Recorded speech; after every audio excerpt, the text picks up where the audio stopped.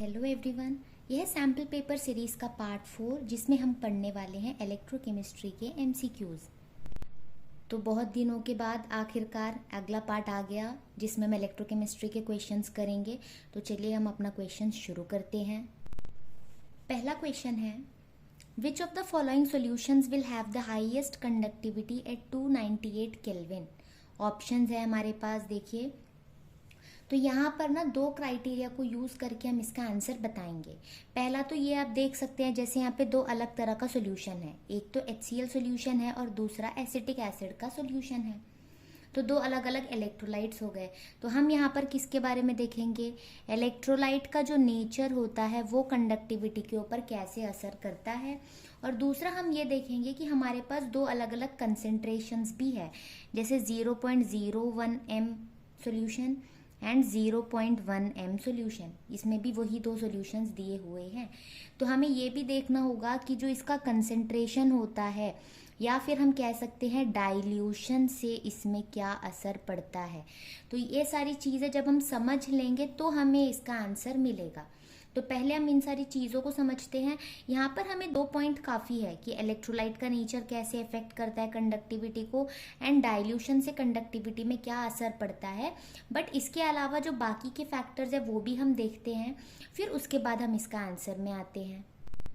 तो चलिए हम पहले देखते हैं factors affecting conductivity. Factors affecting conductivity. Conductivity होता क्या है, किसी भी सब्सटेंस के अंदर जो प्रॉपर्टी होती है इलेक्ट्रिसिटी कंडक्ट करने की, वो उसकी कंडक्टिविटी कहलाती है। जैसे रेजिस्टेंस वगैरह जो होता है वो होता है करंट को रोकने की क्षमता, यानी कितना वो रेजिस्ट करता है करंट के फ्लो को। और कंडक्टिविटी उसका ठीक ऑपोजिट होता है, कितना वो करंट की फ्लो को फैसिलिटेट करता है, कितना वो इजीली करंट की फ्लो को करवा सकता है, ये उसकी कंडक्टिविटी होती है ना। तो इसको अफेक्ट करने वाले जो फैक्टर्स होते हैं उसमें से सबसे पहला हमारा होता है नेचर ऑफ इलेक्ट्रोलाइट। जो भी हम इलेक्ट्रोलाइट यूज़ कर रहे हैं उसका नेचर कैसा है। तो जैसे हमें पता है इलेक्ट्रोलाइट्स वो होते हैं जिनका सॉल्यूशन जो होता है या जिनका एक्वस सॉल्यूशन होता है वो करंट कंडक्ट करता है, उसे हम इलेक्ट्रोलाइट कहते हैं।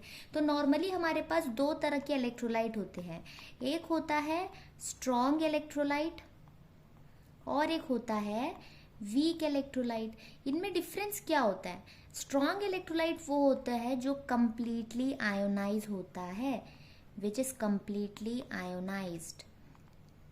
और जो वीक इलेक्ट्रोलाइट होता है ये क्या होता है, वीकली आयोनाइज्ड, यानी पूरी तरह से ये आयोनाइज नहीं होगा। स्ट्रॉन्ग इलेक्ट्रोलाइट वो होगा जिसमें 100 अगर आप लोगे तो 99 या 100 जो होंगे वो आयोनाइज हो जाएंगे। बट जो वीक होता है वो ऐसे होगा कि जैसे आपने 100 मॉलिक्यूल्स मान लो आपने लिया है, तो इसमें से 20 या 30 मॉलिक्यूल्स जो होंगे वो आयोनाइज हो जाएंगे, बाकी जो है वो अनआयोनाइज्ड फॉर्म में ही रहेंगे। और जैसे आपको पता है कि ये ज़्यादा आयोनाइज होगा तो इसमें ज़्यादा आयन्स होंगे, ज़्यादा आयन्स होंगे तो वो कंडक्ट भी ज़्यादा करेगा, क्योंकि हमें पता है इलेक्ट्रोलाइट्स में जो कंडक्टिविटी होती है वो होती है फ्री आयन्स की वजह से। जो आयन्स होंगे वो जब फ्रीली मूव करेंगे तो ही वो कंडक्ट करते हैं। तो जो स्ट्रॉन्ग इलेक्ट्रोलाइट्स होंगे वो क्योंकि कम्प्लीटली आयोनाइज्ड है वो ज़्यादा आयन्स प्रोड्यूस करेंगे, जिस वजह से उनकी कंडक्टिविटी जो होगी वो ज़्यादा होगी। और क्योंकि वीक इलेक्ट्रोलाइट्स कम आयोनाइज होते हैं उनमें कम आयन्स होगा, और कम आयन्स होने की वजह से उनकी कंडक्टिविटी कम होगी। तो ये हो गया हमारा पहला क्राइटेरिया। अगर हमारा इलेक्ट्रोलाइट स्ट्रॉन्ग है तो उसकी कंडक्टिविटी ज़्यादा होगी, अगर हमारा इलेक्ट्रोलाइट वीक है तो उसकी कंडक्टिविटी कम होगी। और हम दूसरा जो क्राइटेरिया देखेंगे जो कंडक्टिविटी को अफेक्ट करती है वो है टेम्परेचर। क्या होगा, टेम्परेचर। तो यहाँ पर हम ये देखेंगे कि जो टेम्परेचर होता है वो कंडक्टिविटी को इंक्रीज करती है। अगर हम टेम्परेचर को बढ़ाएंगे, अगर टेम्परेचर इंक्रीज होगी तो कंडक्टिविटी भी इंक्रीज होगी। ये कैसे, जैसे हम देखेंगे कि अगर हमारे पास एक इलेक्ट्रोलाइटिक सॉल्यूशन है जिसमें हमारे पास मान लो 6 आयन्स है। अब मैं क्या कर रही हूँ, इसका टेम्परेचर बढ़ा रही हूँ। जैसे ही मैं टेम्परेचर बढ़ाऊंगी, हम सबको पता है टेम्परेचर के साथ काइनेटिक काइनेटिक एनर्जी रिलेटेड होता है ना। जैसे ही टेम्परेचर हम बढ़ाते हैं इसकी काइनेटिक एनर्जी इंक्रीज होने लगती है। और हमें पता है जब काइनेटिक एनर्जी बढ़ जाती है तो मॉलिक्यूल्स में एक रैंडमनेस क्रिएट होता है, और मॉलिक्यूल जो होता है वो रैंडमली जो है मूव करना शुरू करते हैं, यानी आयंस का जो मूवमेंट है वो फास्ट हो जाता है। जो लो टेम्परेचर में उनकी मूवमेंट थी वो कम थी, जैसे हम टेम्परेचर बढ़ाएंगे आयंस की मूवमेंट बढ़ जाने की वजह से उसकी कंडक्टिविटी जो है वो बढ़ जाएगी। ये भी आपको ध्यान देना है कि जो कंडक्टिविटी होती है वो आयंस की वजह से तो होती है, बट मेनली हम बोलते हैं आयंस के मूवमेंट की वजह से। जैसे ही आयन की मूवमेंट बढ़ेगी कंडक्टिविटी बढ़ जाएगी। तो जैसे हमने टेम्परेचर को बढ़ाया पार्टिकल्स की काइनेटिक एनर्जी बढ़ गई और उसकी कंडक्टिविटी भी बढ़ गई। तो ये था हमारा दूसरा फैक्टर। तीसरा फैक्टर देखते हैं। तीसरा फैक्टर होगा विस्कोसिटी। विस्कोसिटी क्या होता है? जैसे हम यहाँ पे मैं आपको सिंपल शब्द में अगर बोलूँ तो विस्कोसिटी यानी किसी भी सॉल्यूशन का गाढ़ापन। जैसे आप एक काम करना, आप ना वाटर ले लेना और हनी ले लेना। आप अगर इमेजिन भी करोगे तो देखना, अगर आप एक स्लोप सरफेस ले रहे हो, कुछ इस तरह से आपने स्लोप क्रिएट किया है ना। अब यहाँ पर आप एक ड्रॉप वाटर का ले रहे हो और एक ड्रॉप आप ले रहे हो हनी का। तो आपको ये पता है क्योंकि वाटर जो होगा वो स्पीड से फ्लो करेगा, बट जो हनी होगा ना उसका जो फ्लो होता है वो बहुत ही स्लो होता है, क्योंकि ये थोड़ा सा गाढ़ा होता है ना। आपको ये पता होगा, अगर आप स्लोप सरफेस पे ऐसे वाटर का ड्रॉप ले रहे हो और हनी का ड्रॉप ले रहे हो तो वाटर तो एकदम स्पीड से फ्लो होकर आ जाएगा, बट जो हनी होगा वो धीरे धीरे फ्लो होगा क्योंकि ये विस्कस होता है। तो विस्कोसिटी यानी होता है उस सॉल्यूशन का गाढ़ापन। जैसे हम इन दोनों को अगर कंपेयर करें तो हनी ज़्यादा विस्कस होता है। हनी का जो विस्कोसिटी है वो ज़्यादा है और वाटर का जो विस्कोसिटी है ये कम है। अब जाहिर सी बात है, अगर ये इतना गाढ़ा है तो उसमें जो आयंस होंगी, आयंस को मूव होने में भी तो दिक्कत होगा ना। ये चीज़ अगर हम सोचें, अगर ये विस्कस है, अब ये इतना गाढ़ा है, तो अगर हम इसमें आयंस की मूवमेंट के बारे में अगर सोचें तो इतना गाढ़ा जो चीज़ होगा उसमें आयन ईजिली मूव नहीं कर पाएगा। लेकिन जो वाटर है वो थोड़ा सा पतला है तो उसमें आयंस इजीली मूव कर सकते हैं। इसका मतलब है कि जो आयन की मूवमेंट है वो वाटर में ज़्यादा है और हनी में कम है। तो हम यहाँ पर ये बोल सकते हैं कि जो विस्कोसिटी है और जो कंडक्टिविटी है ना, ये दोनों आपस में जो है इन्वर्सली प्रोपोर्शनल है, यानी कि जिसका विस्कोसिटी ज़्यादा होगा उसका कंडक्टिविटी कम होगा, या बोल सकते हैं विस्कोसिटी के साथ कंडक्टिविटी डिक्रीज होती है, जिसकी विस्कोसिटी ज़्यादा उसकी कंडक्टिविटी कम। ये हो गया हमारा तीसरा फैक्टर। अब चौथा फैक्टर जो इम्पॉर्टेंट है हमारे लिए वो है डाइल्यूशन। क्या है? डाइल्यूशन। अगर हम किसी सॉल्यूशन को डाइल्यूट करते हैं तो उसमें उससे कंडक्टिविटी में क्या असर पड़ता है ये हमें देखना होता है ना। तो हम यहाँ पर ये देखेंगे, मान लो मैंने एक सॉल्यूशन लिया था, जैसे ये मेरा सॉल्यूशन है। अब ये थोड़ा सा कंसंट्रेटेड है, कंसंट्रेटेड यानी कि इसमें वाटर कम है, आयंस ज़्यादा है। तो मैं एक काम करती हूँ, इसके अंदर ना 20 आयंस मैं बना लेती हूँ। 25 ले लेते हैं। अब इसी को अगर मैं डाइल्यूट करूँ, डाइल्यूट करने का क्या मतलब है, मैं इसमें वाटर ऐड कर रही हूँ। जब मैं वाटर ऐड करूँगी तो आप सबको पता है जैसे ये इतना था, वाटर ऐड करने पर ये थोड़ा सा इसका वॉल्यूम बढ़ गया। अब लेकिन अगर इसमें मैंने 25 आयंस ड्रॉ किए हैं तो क्योंकि मैं डाइल्यूट कर रही हूँ, मैं मान रही हूँ कि ये पहले से पूरी तरह से आयोनाइज्ड है, डाइल्यूशन से वो आयोनाइज हो नहीं रहा है, ऐसे हम मान लेते हैं। तो होगा ये कि जो 25 आयंस है वो तो इसमें होंगे, लेकिन ये थोड़ा सा ज़्यादा जगह मिलने की वजह से वो यहाँ पर पूरा बिखर जाएगा 25 आयंस। तो मैंने क्या किया, यहाँ पर भी 25 आयंस ड्रॉ किए, यहाँ पर भी 25 आयंस ड्रॉ किए। अब हम अगर देखें, क्योंकि यहाँ पे जो कंडक्टिविटी की जब बात होती है ये होता है, ये डिपेंड करता है number of ions per unit volume के ऊपर, ये डिपेंड करता है number of ions per unit volume. तो हमें चाहिए यहाँ per unit volume. Unit volume का मतलब है जैसे कि 1 सेंटीमीटर क्यूब अगर मैं यहाँ पर ले लूँ, मान लो 1 सेंटीमीटर क्यूब इतना है, ये है मेरा 1 सेंटीमीटर क्यूब। अब यहाँ पर अगर 1 सेंटीमीटर क्यूब इतना है तो वही मैं यहाँ पर भी मान रही हूँ कि कुछ इतना ही मैंने लिया है ना, ये फिर भी मैंने ज़्यादा ले लिया, कुछ इस तरह से। ये भी 1 सेंटीमीटर क्यूब है, ये भी 1 सेंटीमीटर क्यूब है। अगर हम यहाँ पर चेक करें तो यहाँ पर मुझे दिख रहा है 8 आयंस हैं, 8 आयंस पर यूनिट वॉल्यूम ऐसे है। और यहाँ पर मैं देख रही हूँ, यहाँ पर है 4 आयंस पर यूनिट वॉल्यूम।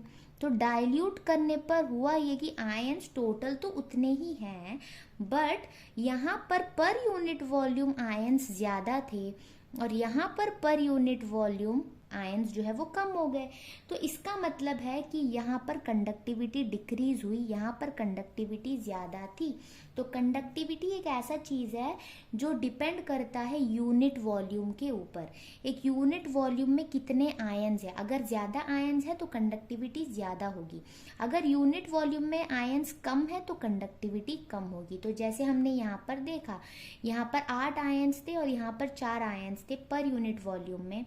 तो ज़्यादा आयंस थे तो ज़्यादा कंडक्टिविटी, कम आयंस थे तो कम कंडक्टिविटी। तो जैसे हमने देखा, जैसे ही मैंने डाइल्यूट किया कंडक्टिविटी कम हो गई, यानी जिसका कंसंट्रेशन ज़्यादा है, ऐसे भी बोल सकते हैं डाइल्यूशन और कंडक्टिविटी का इन्वर्स रिलेशन है। और बोल सकते हैं अगर किसी सॉल्यूशन का कंसंट्रेशन हाई है तो उसकी कंडक्टिविटी भी हाई होगी। ये हो गया हमारा कंडक्टिविटी का रिलेटेड सारे फैक्टर्स। तो इन सारे फैक्टर्स के ऊपर डिपेंड करती है कंडक्टिविटी। तो अब हम अपने क्वेश्चन में देख लेते हैं, इन सारी फैक्टर्स को तो हमने देख लिया, इसके अकॉर्डिंग हम आंसर सेलेक्ट करते हैं। तो जैसे कि हमने देखा HCl एक स्ट्रॉन्ग इलेक्ट्रोलाइट है, तो जाहिर सी बात है कि वो एसिटिक एसिड के कंपैरिजन में, ये इसके कंपैरिजन में HCl जो होगा वो ज़्यादा कंडक्टिविटी शो करेगा। तो ये दोनों तो पहले ही एलिमिनेट हो जाएंगे, है ना। उसके बाद हम देखेंगे इन दोनों में से अब हमें कंसंट्रेशन देखना होगा। इसकी कंसंट्रेशन कम है और इसकी कंसंट्रेशन ज़्यादा है। ज़्यादा कंसंट्रेशन यानी ज़्यादा आयंस यानी ज़्यादा कंडक्टिविटी, यही अपने अब तक देखा है ना। तो इसका मतलब इसका आंसर हो जाएगा option B. Question number 2, How many Faradays are required to reduce 1 mole of MnO4 minus to Mn2 plus? तो ये क्वेश्चन क्लियरली फैराडेज लॉ का है। तो हमारे पास फैराडे के 2 लॉ है, तो उसके अकॉर्डिंग हमारे पास 2 फॉर्मूलाज भी हैं, जो कि है, सबसे पहला फॉर्मूला है Q is equal to IT and Q is equal to NF। ये हो गया। यहाँ पर ये सारे टर्म्स क्या डिनोट करते हैं? Q जो है ये होता है चार्ज, यानी जो भी होगा, जैसे 1 कूलम 2 कूलम जो भी चार्ज हमें दिया होता है वो Q डिनोट करता है। ये ना Q जो होता है ना, इसे अमाउंट ऑफ करंट भी बोलते हैं कभी कभार, चार्ज ना बोलकर, ठीक है ना। तो I हमें पता है करंट होता है जिसका यूनिट एम्पियर होता है, T यानी कि टाइम जिसका यूनिट सेकेंड होगा। यहाँ पर N जो होगा ना, N का मतलब यहाँ पर है नंबर ऑफ इलेक्ट्रॉन्स, यानी कि एक रिएक्शन जब होता है ना तो उस रिएक्शन में कितने इलेक्ट्रॉन्स का चेंज आया है, यानी कितने इलेक्ट्रॉन्स उसने दिए हैं या कितने इलेक्ट्रॉन्स उसने लिए हैं, ये होता है N। अब हम क्वेश्चन करेंगे तो कैसे N निकालते हैं समझ आ जाएगा आपको। और F जो होता है ये होता है फैराडेज कांस्टेंट, जिसका वैल्यू फिक्स्ड होता है 96500 कूलम। 1 फैराडे इतना कूलम होता है। और ये जो होता है अप्रॉक्स वाला वैल्यू होता है, जनरली इसका वैल्यू 96498 होता है। तो लास्ट का जो 498 है उसे 500 कर दिया गया है कन्वीनियंस के लिए। तो जब तक ये ना बोला जाए हम यही वाला वैल्यू को यूज़ करेंगे, है ना। अब इसके बाद हमें ये देखना है, यहाँ पर ना एक और फॉर्मूला आता है, वो है Q is equal to W/mNF। तो आप अगर ध्यान से देखोगे तो इसी फॉर्मूले को मैंने थोड़ा सा यहाँ पे मॉडिफाई किया। देखिए जैसे Q is equal to NF है, यहाँ पर भी NF है, लेकिन मैंने यहाँ पर एक्स्ट्रा W/m क्यों लिया है। तो ये दोनों फॉर्मूला में क्या डिफरेंस है ये मैं आपको बताती हूँ। ये फॉर्मूला आप तब लोगे जब आपको क्लियरली क्वेश्चन में बोला होगा 1 मोल, ठीक है। अगर 1 मोल सब्सटेंस की बात की जाए तो आप सिंपली यही फॉर्मूला यूज करोगे। लेकिन अगर आपको ये बोला जाए कि अगर यहाँ पर आपको जैसे 12 ग्राम ऑफ MnO4 माइनस को रिड्यूस करना है, जैसे आपको मास दे दिया जाता, तब आप ये फॉर्मूला यूज़ करते। पर क्यों यूज़ करते? क्योंकि हमने क्लास 11th में पढ़ रखा है नंबर ऑफ मोल्स जो होता है वो होता है मास बाय मोलर मास। यहाँ पर इस n को आपस में आप कंफ्यूज मत करना, ये वाला n नंबर ऑफ मोल्स के लिए मैंने लिया है, यहाँ पर ये n जो है नंबर ऑफ इलेक्ट्रॉन्स होता है। तो जैसे मैंने बोला ये 1 मोल के लिए होता है, तो जब 1 मोल होगा तो इसकी पूरी वैल्यू 1 हो गई ना। जब ये पूरी वैल्यू 1 हो जाएगी तो सिर्फ NF बचेगा, इसीलिए 1 मोल के लिए हम सिर्फ NF लेते हैं। लेकिन जब 1 मोल नहीं होता है, कुछ और मास होता है और इसका मोलर मास हमें पता होगा, तो हम यहाँ पर नंबर ऑफ मोल्स निकालेंगे। तो आपको फैराडेज लॉ की क्वेश्चंस में हमेशा ये तीनों फॉर्मूलाज याद रखने हैं। और ये वाला आप तब यूज़ करोगे अगर आपको मास दिया होगा, मोलर मास तो पता ही होगा, तब आप ये यूज़ करोगे। और अगर आपको क्वेश्चन में 1 मोल बोला गया होगा तो आप ये वाला फॉर्मूला यूज़ करोगे। अब क्योंकि यहाँ पर 1 मोल बोला गया है तो यही फॉर्मूला यूज़ करना है, क्योंकि यहाँ पे कोई टाइम या करंट दिया नहीं है तो ये फॉर्मूला का यहाँ पर कोई यूज़ नहीं है। क्योंकि F जो है वो तो हमें पता है वैल्यू, और N जो है वो हम इसके थ्रू निकाल लेंगे, है ना। अब यहाँ पर MnO4 माइनस 1 मोल है, इससे ये बन गया Mn2+। तो हमें यहाँ पर पता लगाना है N की वैल्यू क्या है। तो हम कैसे करेंगे? हम यहाँ पर ये नहीं देखेंगे कि यहाँ माइनस है, यहाँ +2 है तो कितना इलेक्ट्रॉन बदला है, उससे हमें कोई मतलब नहीं है कि इसकी ओवरऑल चार्ज क्या है। हमारा मेन मकसद है ये मैंगनीज से हमारा रिलेशन है। तो हम देखेंगे यहाँ पे मैंगनीज Mn2+ के स्टेट में है, तो यहाँ पर लेफ्ट साइड में जो मैंगनीज है उस पर क्या चार्ज लगा होगा ये हम पहले निकालेंगे। तो हम यहाँ पे मैंगनीज के चार्ज को x मान लेते हैं।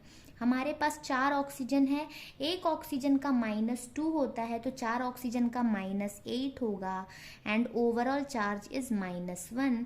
तो यहाँ से हमें मिलेगा x की वैल्यू +7, यानी यहाँ पर लेफ्ट हैंड साइड में जो है +7 स्टेट था और राइट हैंड साइड में +2 स्टेट था। हमें ये पता है कि इलेक्ट्रॉन कैसे हम बैलेंस करते हैं, जहाँ पर आपको ज़्यादा पॉजिटिव चार्ज दिखे वहाँ पर आप उतना इलेक्ट्रॉन डालना जिसकी वजह से दोनों बैलेंस हो जाए। जैसे आपको पता है +7 में अगर आप -5 करते हो तो ये +2 बनता है, तभी ये दोनों इक्वल होता है।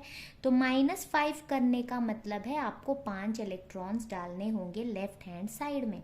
तो लेफ्ट हैंड साइड में आपका आ जाएगा +5 इलेक्ट्रॉन्स।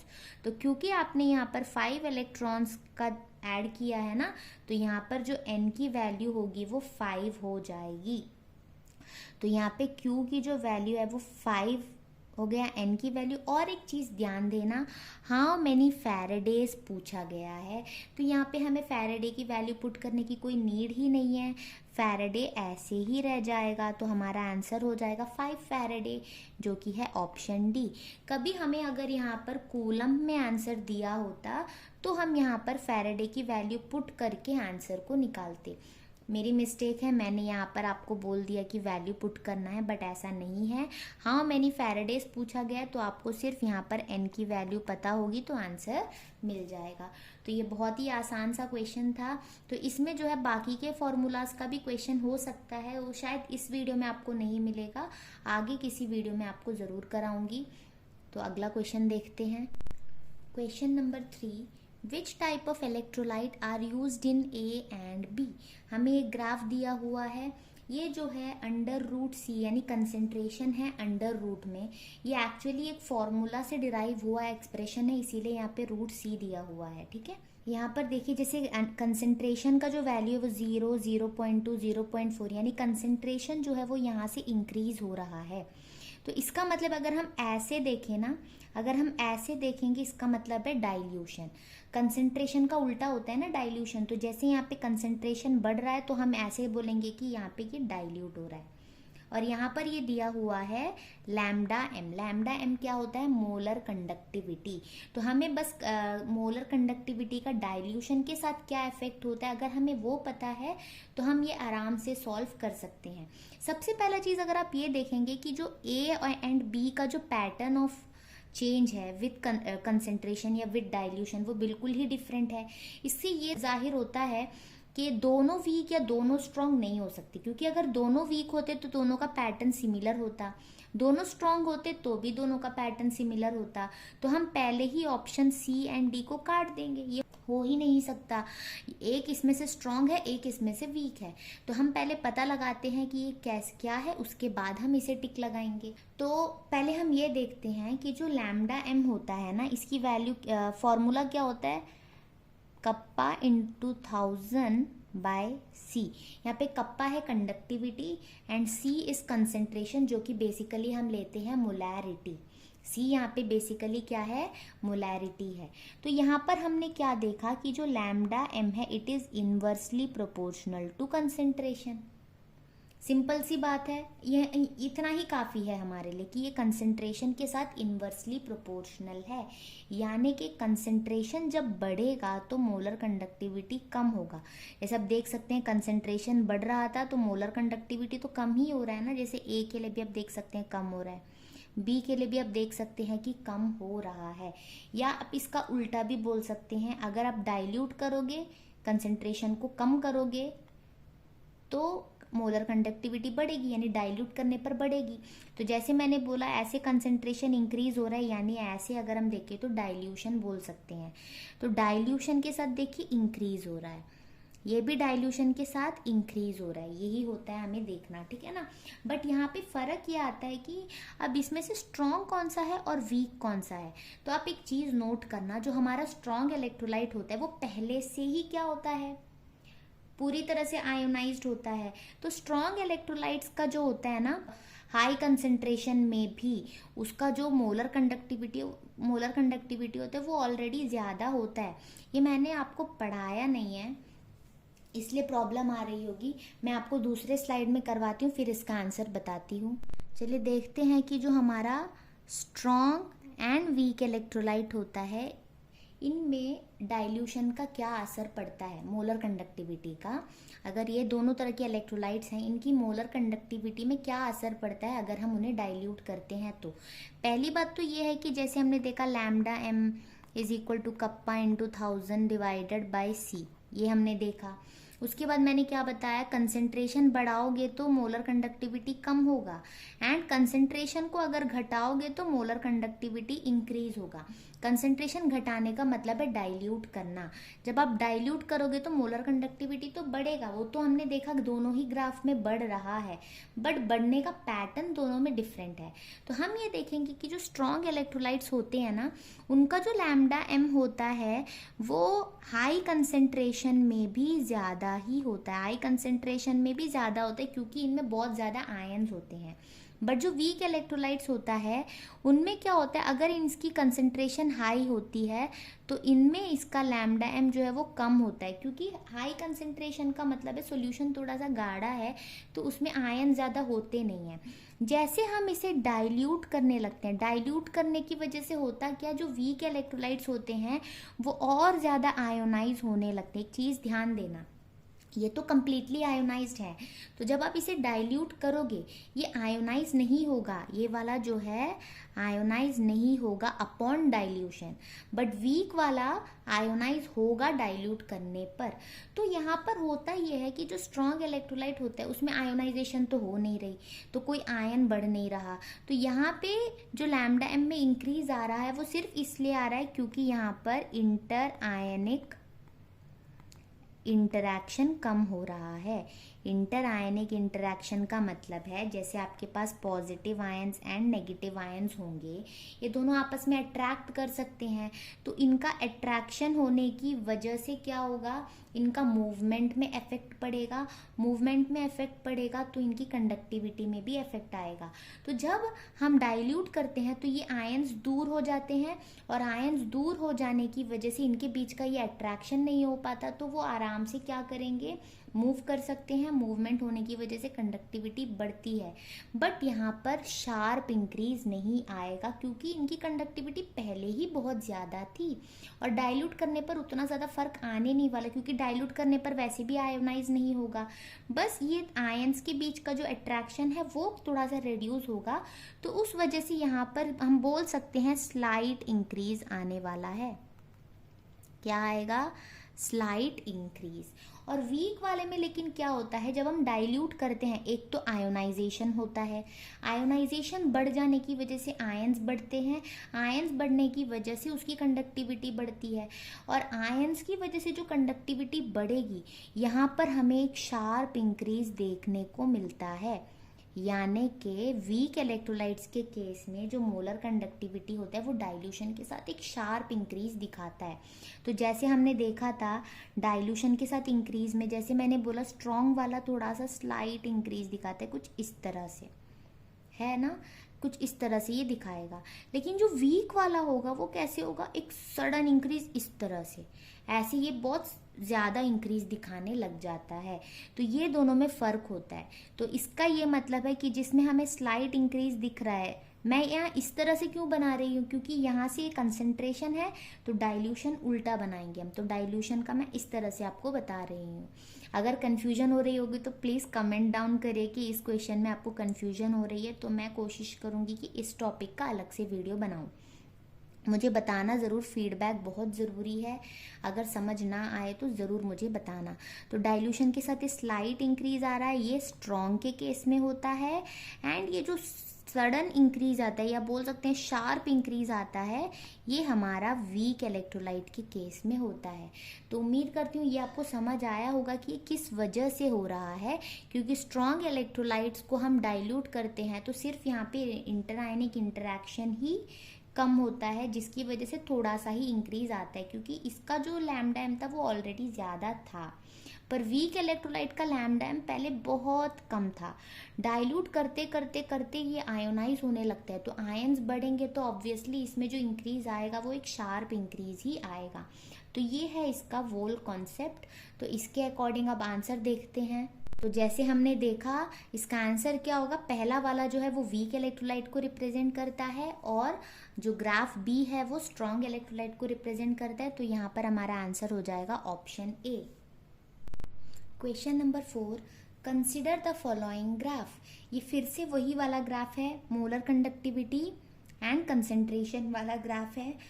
यहाँ पे आपको बोला here the limiting molar conductivity is near about.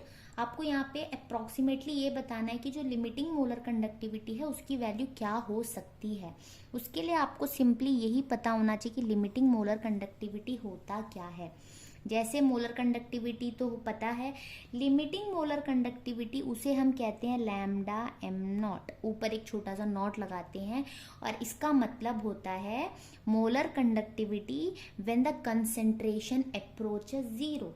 Simple सा इसका डेफिनेशन है, जब हम डाइल्यूट करते रहते हैं ना, जैसे हमने अभी पिछले क्वेश्चन में देखा कि स्ट्रॉन्ग एंड वीक इलेक्ट्रोलाइट्स के केस में जब हम डाइल्यूट करते हैं तो मोलर कंडक्टिविटी बढ़ती है। वही मैंने बताया था, जैसे जैसे डाइल्यूट करेंगे मोलर कंडक्टिविटी बढ़ रही है, ये हमने देखा था।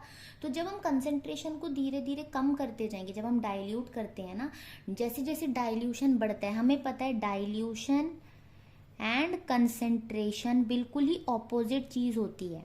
जैसे जैसे हम डाइल्यूशन बढ़ाते हैं, हमें पता है हम कंसंट्रेशन को कम करते हैं। एक टाइम आता है कि जब हम डाइल्यूशन को इनफाइनाइट कर देते हैं, तो इनफाइनाइट का रेसिप्रोकल क्या होता है, ज़ीरो। यानी कि जब हमारा डाइल्यूशन इनफाइनाइट होता है तब हमारा कंसंट्रेशन ज़ीरो को अप्रोच करता है। कंसंट्रेशन हालांकि ज़ीरो नहीं हो सकता, पर हम बोल सकते हैं कि concentration is approaching to zero. ऐसे केस में जो उसका मोलर कंडक्टिविटी होता है उसे हम कहते हैं लिमिटिंग मोलर कंडक्टिविटी।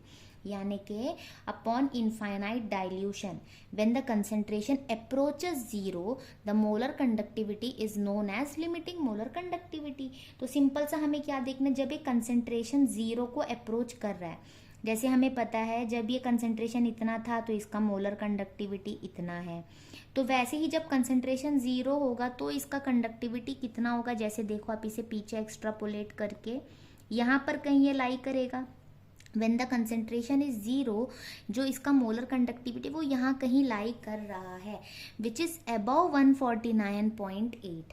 और जो भी हमें यहाँ पे वैल्यू दिया हुआ है, जैसे 149 वो तो यहाँ पर लाई करता है, और जब 149 है वो किस कंसंट्रेशन पे है, लगभग यहाँ पर।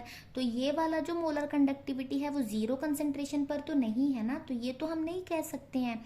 150 हाँ हो सकता है, क्योंकि 149.8 से ऊपर 150 पॉसिबल है। 149.4 भी यहाँ पर है जो कि जीरो कंसेंट्रेशन का नहीं है। 147 जो हमें दिया हुआ है वो भी कंसेंट्रेशन जीरो का नहीं है। तो यहाँ पर जो आंसर हो सकता है वो है 150, क्योंकि when the concentration is zero, zero concentration पे जो हमारा ये मोलर कंडक्टिविटी है वो यहाँ पर आ रहा है। जैसे आप पीछे एक्सट्रापोलेट करके देखोगे तो आपका आंसर यहाँ पे हो जाएगा 150। ये बहुत ही आसान सा सवाल है। जब ऐसे क्वेश्चन आए तो आपको सिंपली ये एक्सट्रापोलेट करके यहाँ पे देखना है कि ये कौन सा पॉइंट है, वही आपका आंसर होगा। क्वेश्चन नंबर 5 है, for a cell reaction involving 2 electrons change. 2 electron change बोला गया है, यानी नंबर ऑफ इलेक्ट्रॉन्स कितने इन्वॉल्व्ड है, 2।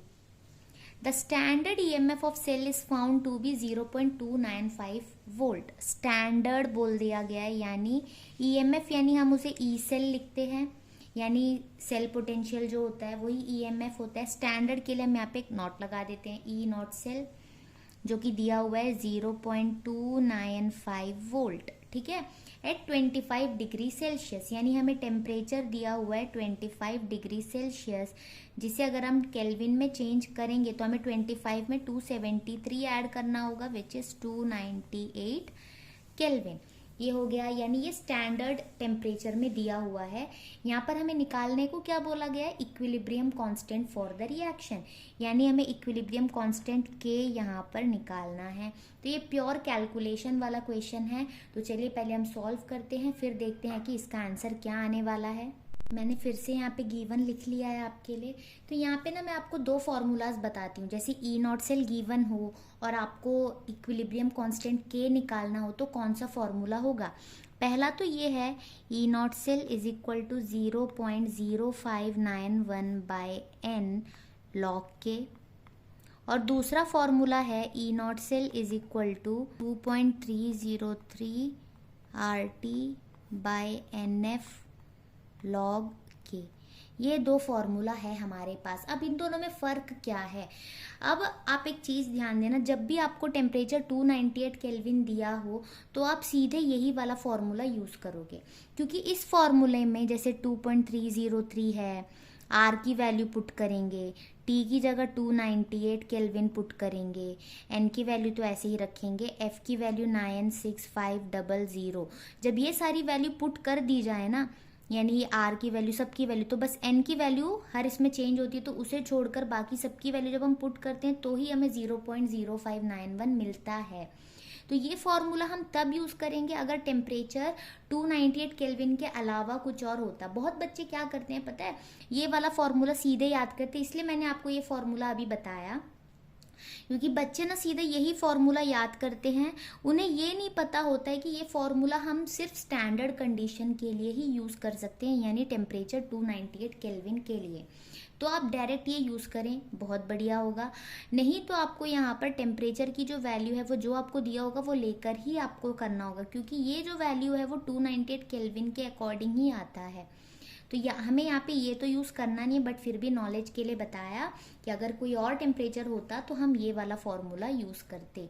तो अब यहाँ पर हमें ई नॉट सेल दिया हुआ था 0.295 इक्वल टू 0.0591 बाय एन की वैल्यू 2 है, और यहाँ पे रह गया लॉग के।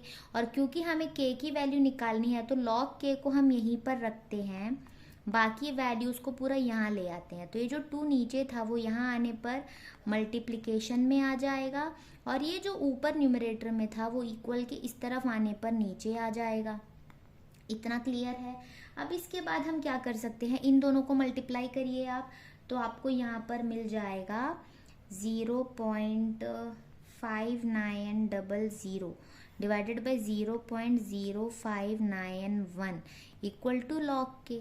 तो अगर आप यहाँ पर ये देखें कि 591 को आप अगर 59 तक ही लेते, मैं अप्रॉक्सीमेट आपको यहाँ पे बता रही हूँ कि अगर आप यहाँ पर इसे डिवाइड करेंगे तो आपको अप्रॉक्सीमेटली यहाँ पर आंसर मिलेगा 10। अगर आप इसे डिवाइड करें तो ये होगा log k की वैल्यू 10 है, बट हमें log k की वैल्यू थोड़ी ना चाहिए, हमें k की वैल्यू चाहिए। तो k जब हम मुझे निकालना हो तो log इस तरफ आएगा, और log को जब हम दूसरी तरफ भेजेंगे तो वो बन जाता है एंटी लॉग। तो हमें एंटी लॉग किसका चाहिए, 10 का। और याद रखना, जब भी किसी नंबर का आप एंटी लॉग निकालोगे तो अगर उस नंबर में पॉइंट होता तो पॉइंट्स, अभी 10 को मैं ना 10.0000 मान सकती हूँ, कुछ इस तरह से, क्योंकि 10 में ऐसे होगा ये कि पॉइंट से पहले जो नंबर आपके पास है वो आपका जाएगा 10 के पावर में। आंसर कैसे निकालते हैं बता रही हूँ। एंटी लॉग का जो भी नंबर है उसमें पॉइंट से पहले जो भी नंबर आपको दिखे वो जाएगा 10 की पावर में, क्योंकि सिर्फ 10 है यानी 10 जो है पॉइंट से पहले है, तो वो 10 जो है वो 10 की पावर में गया। अब क्योंकि इसके आगे पॉइंट 0000, अगर आप एंटीलॉग वाला टेबल उठाकर देखोगे तो आप देखोगे यहाँ पर पॉइंट के बाद अगर 00 होगा, यहाँ पर अगर ऐसे होगा 0 1 2 3, इसी तरह का टेबल होता है। यानी आपको क्या करना होता है, ये 2 0 का आपको तीसरे 0 में देखना होता है। आप ऐसे ही करते हो ना टेबल में, पहला 2 नंबर का आप क्या करते हो, पहला 2 नंबर यहाँ पर देखते हो और तीसरा नंबर को आप यहाँ पर देखते हो, और चौथा नंबर इसके मेन डिफरेंस में आगे होता है। तो यहाँ पर सिंपली अगर आप देखोगे 0 का 0 में तो आपको दिखेगा 1 0 0 0, ऐसे आपको दिखेगा, वो आप यहाँ पे 1 0 0 0 लिख दोगे। बट जब हम एंटीलॉग निकालते हैं तो हमारा काम होता है जो भी 4 डिजिट नंबर यहाँ से हमें मिला टेबल से, वो लिखने के बाद 1 डिजिट के बाद हम पॉइंट लगा लेते हैं और यहाँ बीच में आ जाता है इनटू। तो एंटीलॉग हम कैसे निकालते हैं, पॉइंट से पहले जो नंबर होगा वो 10 के पावर में जाएगा, और ये जो पॉइंट के बाद वाला 4 नंबर होता है वो हम कैसे देखते हैं, इसका जो पहला 2 नंबर है वो यहाँ पे देखेंगे, और जो तीसरा नंबर है वो यहाँ पर आएगा, और 4th नंबर इसके बाद एक मेन डिफरेंस वाला कॉलम आपको दिखेगा, वहाँ पे आपको चेक करना है और उन सारे वैल्यूज़ को, मतलब इस वैल्यू के साथ वो मेन डिफरेंस वाला वैल्यू ऐड करना है। अगर आप चाहें तो मैं एंटीलॉग वाला अलग से पार्ट बनाऊंगी जिसमें लॉग एंड एंटीलॉग कैसे निकालते हैं वो मैं आपको बताऊंगी। अब तक तो मैं यही सोच रही हूँ कि आपको लॉग एंटीलॉग तो पता होगा, उस हिसाब से मैं क्वेश्चंस करा रही हूँ, ठीक है। तो इसमें अगर आप देखोगे 0.00 का 0 में जो है 1000 होता है, बट जब भी हम ऐसे लिखते हैं तो एक नंबर के बाद पॉइंट लगाने, यानी 1.000 यानी कि 1 इंटू 10 टू दी पावर 10, ये है हमारा इक्विलिब्रियम कांस्टेंट की वैल्यू। तो जैसा कि हमने सॉल्व करके देख लिया कि इसका आंसर था 1 into 10 to the power 10, which is option C. Question number 6, match the items of column 1 and column 2। Column 1 में हमें कुछ सेल्स के नाम दिए गए हैं और कॉलम 2 में हमें उनकी कुछ प्रॉपर्टीज से रिलेटेड कुछ दिया हुआ है, तो हमें उसे मैच करना है। तो यहाँ पर जो ऑप्शंस है वो यहाँ पे एक चीज़ हुआ था, ABCD भी दिया हुआ था, तो मैंने वो लिखा नहीं क्योंकि जगह की शॉर्टेज है यहाँ पर। तो आप समझ जाइए ABCD के अकॉर्डिंग यहाँ पे ये नंबर्स दिया हुआ है, तो आपको सिर्फ मैच करके इसका आंसर बताना है। तो जैसे हम पहले ये पढ़ के देखते हैं फिर ये किस सेल के बारे में बताया गया है, converts energy of combustion into electrical energy. तो ये जो है वो फ्यूल सेल के बारे में बताया गया है, क्योंकि फ्यूल सेल जो होता है इसमें क्या करते हैं, हम फ्यूल का कंबशन करते हैं और उससे जो एनर्जी मिलता है उसे हम इलेक्ट्रिकल एनर्जी में कन्वर्ट करते हैं। तो सी के लिए क्या हो जाएगा, 1, सी के लिए 1। तो सी के लिए 1 तो सिर्फ इसमें दिख रहा है क्योंकि ABCD है ना, बाकी इसमें सी में 3 2 2 दिया हुआ है, तो यही इसका आंसर आपको पहले वाले से ही मिल जाएगा। तभी हम बाकी देखते हैं। Does not involve any ion in solution and is used in hearing aids. ये सिंपल सा है, हियरिंग एड्स में यूज होता है मेर्क्यूरी सेल, जो फ्लैट सा होता है ना बटन टाइप, जो आप वॉच में वगैरह यूज करते हैं, रिस्ट वॉचेस में जो होता है वो होता है मेर्क्यूरी सेल, वही हियरिंग एड में यूज होता है और इसमें कोई आयन का इन्वॉल्वमेंट नहीं होता है, इसीलिए इसका जो सेल पोटेंशियल होता है वो थ्रू आउट लाइफ कांस्टेंट होता है। ये भी एक क्वेश्चन आता है कि मेर्क्यूरी सेल में जो उसका सेल पोटेंशियल होता है वो थ्रू आउट लाइफ कांस्टेंट क्यों रहता है, क्योंकि उसमें कोई आयन्स इन्वॉल्व नहीं है। तो आयन्स अगर इन्वॉल्व नहीं होंगे तो उनकी कंसेंट्रेशन से कोई असर इसमें पड़ने नहीं वाला। तो ये किसके बारे में बताया गया, मेर्क्यूरी सेल, यानी डी के लिए 2 होगा। तो देखिए डी के लिए 2 दिया गया है, ये भी हो गया। रिचार्जेबल। अब देखिए लिक्लैंड सेल जो होता है ये हम रिचार्ज नहीं कर सकते क्योंकि वो प्राइमरी सेल है। निकल कैडमियम सेल जो है वो सेकेंडरी सेल है। जो प्राइमरी सेल्स होते हैं वो यही होते हैं जो यूज होने के बाद डेड हो जाते हैं, जो कि लिक्लैंड सेल एंड मर्क्यूरी सेल उसके अंदर लाई करते हैं। और जो सेल्स को हम रिचार्ज कर सकते हैं वो होता है हमारा सेकेंडरी सेल। तो निकल कैडमियम सेल एक सेकेंडरी सेल है और वो रिचार्जेबल है। तो बी के लिए 3 है, ये भी हो गया। और जो लिक्लैंड सेल होता है ये जनरली वही है जो हमारा गैल्वेनिक सेल होता है, उसे ही हम लिक्लैंड सेल भी कहते हैं। उसमें एनोड में जिंक का ऑक्सीडेशन होता है, वही यहाँ पर दिया गया है, यानी ए के लिए 4। तो यही हमारा आंसर है। तो ऐसे जो क्वेश्चंस होते हैं ना जो मैचिंग वाले, उसमें ज़रूरी नहीं कि आपको चारों के बारे में पता हो। अगर आपको किसी एक के बारे में भी पता है तो वो वाला देखकर आप पता लगा सकते हैं कि कौन सा कोड बिल्कुल सही दिया गया है। तो इसका आंसर होगा ऑप्शन ए। क्वेश्चन नंबर 7 दिखने में थोड़ा कॉम्प्लिकेटेड लग रहा है, बट देखिए मैं क्वेश्चन को आपको एक्सप्लेन करती हूँ। The molar conductivities at infinite dilution. Molar conductivity at infinite dilution यानी limiting molar conductivity lambda m naught है, ठीक है, ऑफ AgNO3 यानी AgNO3 के लिए जो लैम्डा एम नॉट है उसकी वैल्यू हमें दी गई है। मो मीटर स्क्वायर पर मोल इसका यूनिट है। मो यानी कि ओम इनवर्स, या जैसे हम लिखते हैं ना ओम इनवर्स, या जिसे हम साइमन भी कहते हैं, इसे ही मो लिखा जाता है, ठीक है ना। यूजिंग द ग्राफ, इस ग्राफ को यूज करते हुए और इस इंफॉर्मेशन को यूज करते हुए आपको AgCl का मोलर कंडक्टिविटी निकालना है। तो ये प्योरली एक कोलरॉस लॉ का क्वेश्चन है। तो यहाँ पर आपको AgNO3 का लैम्डा एम नॉट दिया गया है, वैल्यू डायरेक्ट, और इस ग्राफ में आप देखिए आपको KNO3 एंड KCl का कुछ इन्फॉर्मेशन दिया गया। आप ये देखिए ये है कंसेंट्रेशन एंड ये है मोलर कंडक्टिविटी। ग्राफ मैंने थोड़ा ठीक से बनाया नहीं है, वैल्यू ये जो 0.011, 0.012, 0.013 मैंने इस तरफ लिख लिया है, फिर है 0.014, 0.015। अब ये KNO3 के लिए ये जो वैल्यू है ना ये एट जीरो कंसेंट्रेशन वाला वैल्यू है, यानी यहाँ पर आपको इस ग्राफ के थ्रू इनडायरेक्टली इन दोनों इलेक्ट्रोलाइट्स का जो है लिमिटिंग मोलर कंडक्टिविटी ही दिया गया। जैसे मैंने आपको पहले क्वेश्चन में बताया कि लिमिटिंग मोलर कंडक्टिविटी का मतलब होता है एट कंसेंट्रेशन 0 उसका जो भी कंडक्टिविटी होगा वही हमारा लिमिटिंग मोलर कंडक्टिविटी है। तो यहाँ पर बेसिकली हमें AgNO3, KCl एंड KNO3 का लैम्डा एम नॉट दे दिया गया है और हमें AgCl के लिए निकालना है। तो प्योरली कैलकुलेशन है कोलरॉस लॉ वाला। तो हम इसका आंसर करके फिर देखते हैं। तो जैसा कि हमें क्वेश्चन में गिवन था lambda m not value for AgNO3 कितना दिया हुआ था 0.01334। मैं यहाँ पे यूनिट नहीं लिख रही हूँ। और आपको ग्राफ के थ्रू क्या दिया हुआ था lambda m not value for KCl and lambda m not value for KNO3, ये दोनों आपको दिया गया था। इसकी वैल्यू तो 0.01499 और इसकी वैल्यू थी 0.01250। ये वैल्यूज आपको दी गई थी और आपको निकालना है lambda m not value for AgCl। ऐसे क्वेश्चंस को हम कैसे सॉल्व करें, ये आता है मेन सवाल।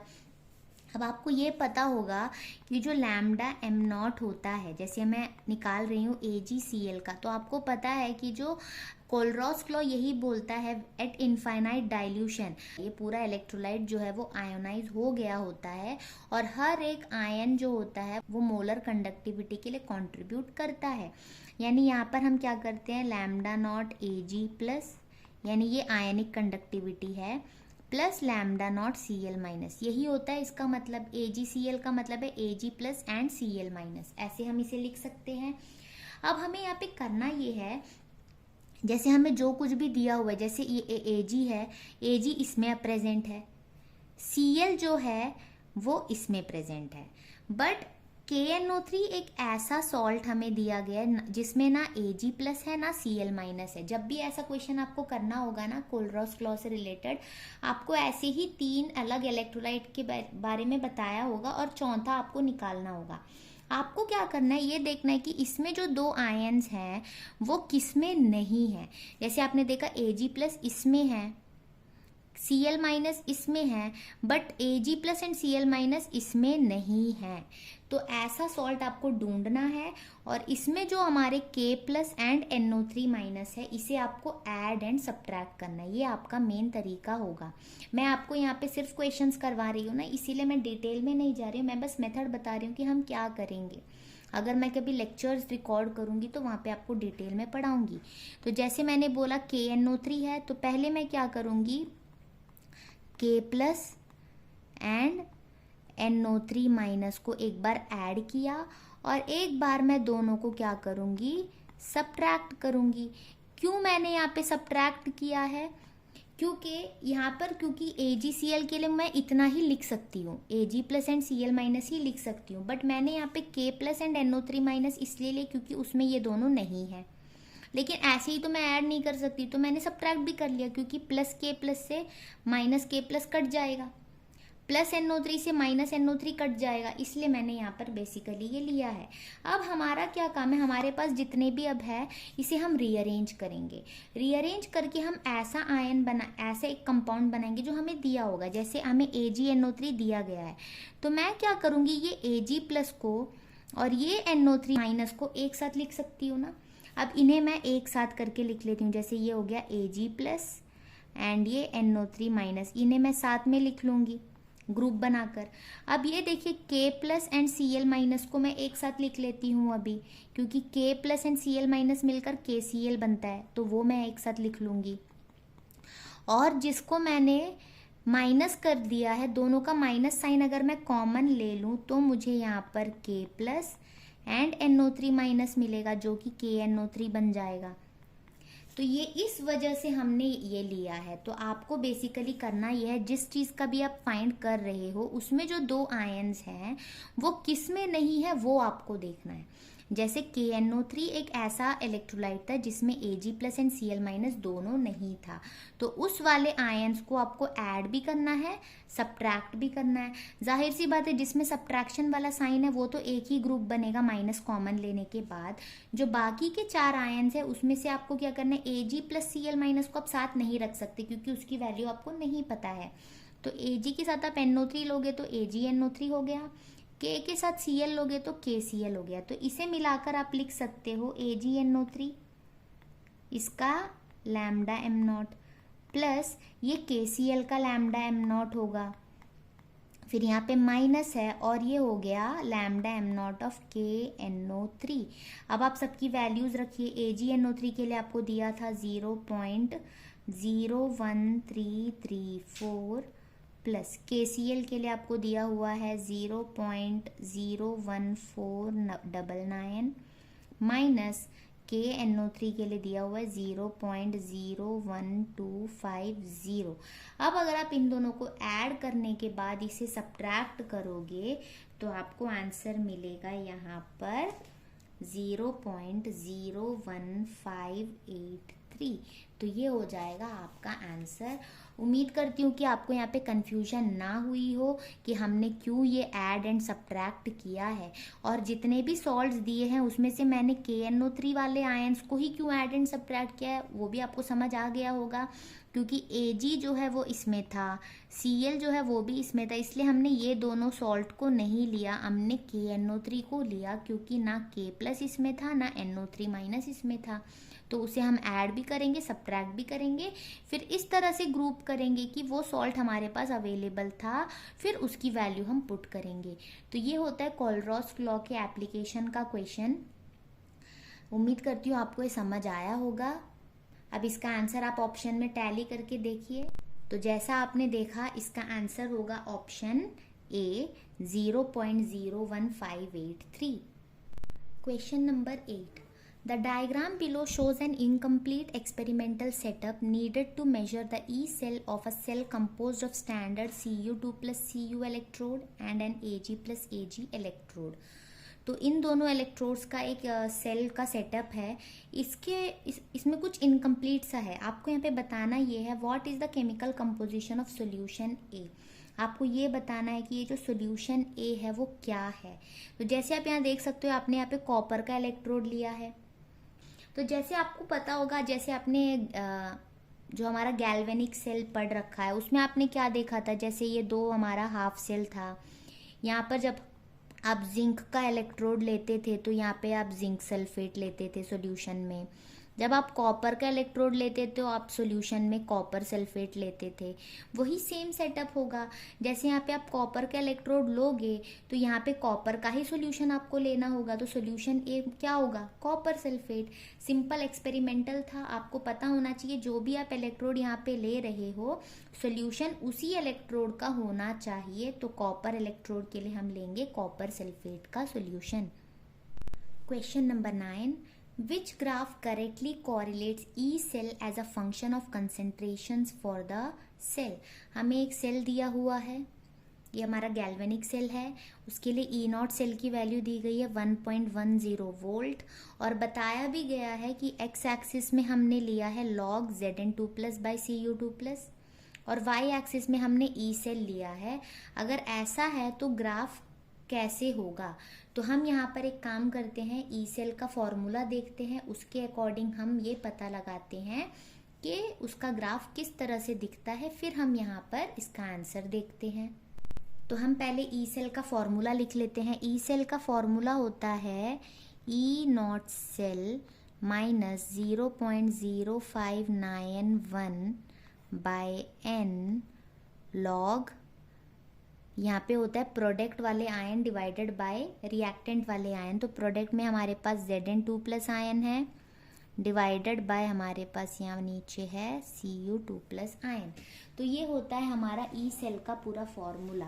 अब हमें करना ये है कि यहाँ पर जैसे हमें ई नॉट सेल की वैल्यू दी गई है 1.10, ये है ई सेल, और यहाँ पे 0.0591/n की वैल्यू हमारे पास है 2, और ये हो गया log Zn2+/Cu2+, ये हो गया। अब ना काम को थोड़ा आसान बनाने के लिए मैं एक काम करती हूँ, जैसे हमें बोला गया था कि ई सेल जो है वो हमारा वाई एक्सिस है, तो मैं ना इसको पूरा का पूरा वाई ले लेती हूँ, ठीक है। और बोला था एक्स एक्सिस में लिया है log Zn2+/Cu2+, तो इसे मैं एक्स ले लेती हूँ, ठीक है। तो ये हमारा इक्वेशन हो गया y = 1.10 माइनस ये डिवाइड होगा तो 0.0295x, ये हो गया। ये कुछ इस तरह का फॉर्मूला में बैठ रहा है, y = mx + c, इस तरह का है ये। तो इसको अगर वैसे लिखूं y = mx यानी ये वाला, यानी -0.0295x प्लस 1.10, यानी कि ये जो है x के साथ ये मेरा स्लोप हो जाएगा और ये हो जाएगा मेरा इंटरसेप्ट। तो इस हिसाब से अगर हम देखें तो ये इंटरसेप्ट है, वो तो हमारा सारे ही ग्राफ में 1.1 दिया गया था, बट हमें मेन यहाँ पे फोकस करना है स्लोप के ऊपर। स्लोप यहाँ पर क्या दिया गया है, नेगेटिव। तो ग्राफ हमारे पास बेसिकली 3 तरह के होते हैं, एक तो ये होगा इंक्रीजिंग ग्राफ, एक होता है डिक्रीजिंग ग्राफ, और एक होता है इस तरह का ग्राफ। इसका ये मतलब है कि इसका स्लोप पॉजिटिव है, यानी ये नीचे से ऊपर जा रहा है, यानी ये क्या हो रहा है, इंक्रीज हो रहा है, तो इसका स्लोप हम बोलेंगे पॉजिटिव है। ऐसे वाले ग्राफ में हम बोलेंगे कि स्लोप इसका नेगेटिव है क्योंकि ये डिक्रीज हो रहा है, और ऐसे वाले में हम बोलेंगे कि इसका जो स्लोप है वो 0 होता है। तो ये होता है इसका मतलब। तो जैसे हमने देखा यहाँ पे स्लोप नेगेटिव है तो इसका ग्राफ कुछ इस तरह का होना चाहिए। तो चेक करिए कि कौन से ऑप्शन में हमें इस तरह का स्लोप दिख रहा है, वही उसका आंसर होगा। तो जैसे हमने देखा कि नेगेटिव स्लोप आ रहा है, नेगेटिव स्लोप का ग्राफ इस तरह से होता है, तो ऑप्शन बी इसका करेक्ट हो जाएगा। देखिए question number 10, the electrolytic purification of copper can be carried out in an apparatus similar to the one shown below. यहाँ पर हम इम्प्योर कॉपर लेंगे और उसे जो है एक बैटरी के थ्रू प्योर कॉपर के साथ कनेक्ट करेंगे और इसे हम कॉपर सल्फेट के सॉल्यूशन में डिप करके रखेंगे। तो इससे होगा ये कि जो कॉपर है इम्प्योर वाला वो यहाँ से जाकर प्योर वाले में डिपॉजिट होता जाएगा और जितना भी इम्प्योरिटी है वो इसके नीचे यहाँ पर एनोड स्लज की तरह रह जाएगा। ये है experiment. The half equation for the reaction at anode is, हमें एनोड का रिएक्शन बताना है। तो आप एक चीज़ याद रखना हमेशा, लोन। लोन होता है, इसका मतलब होता है लेफ्ट ऑक्सीडेशन एनोड नेगेटिव। जब ऐसा होता है तो इसका मतलब होता है जो लेफ्ट साइड में होता है वहाँ पे ऑक्सीडेशन होता है और ऑक्सीडेशन एनोड में होता है। तो ये मैंने आपको इसलिए बताया ताकि आपको याद रहे कि जो एनोड है उसमें जनरली क्या होता है, ऑक्सीडेशन। तो जो भी रिएक्शन होगा वो जनरली ऑक्सीडेशन रिएक्शन होगा।